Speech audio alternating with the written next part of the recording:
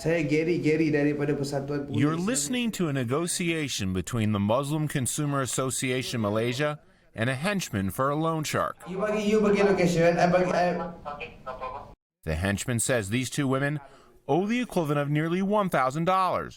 We're calling them Noradia and Shahira because we agreed to conceal their identities as well as the type of small business they own.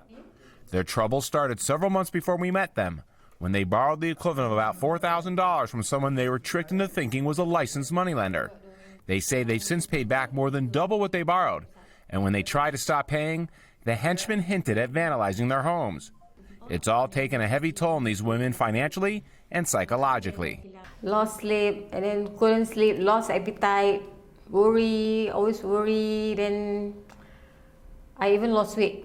The Muslim Consumer Association Malaysia, a non-government organization, says for the past year, it has been getting about 25 new cases each day of loan shark victims asking for help. That's a 30% increase from before the pandemic. It's a situation of desperation, a situation of frustration.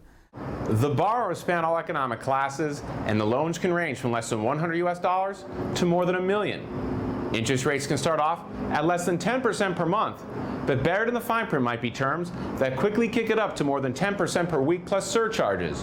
And when victims refuse to pay, loan sharks sometimes vandalize homes and cars or even send thugs to beat people up. And they use fear to collect, to pressure as much as possible so that they can earn as much as possible. Noradia and Shahira turned to the Muslim Consumer Association Malaysia for help because they knew they were in a debt trap they were desperate to break free from.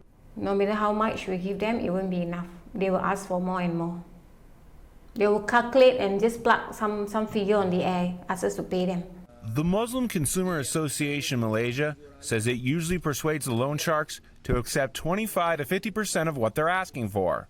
Noradia and Shahira were able to end their nightmare by paying about $250 instead of $1,000. They both acknowledged they should have taken more steps to make sure they were borrowing from a legitimate business. It's a lesson they, and so many others, learned the hard way. Dave Grunebaum for VOA News, Kuala Lumpur, Malaysia.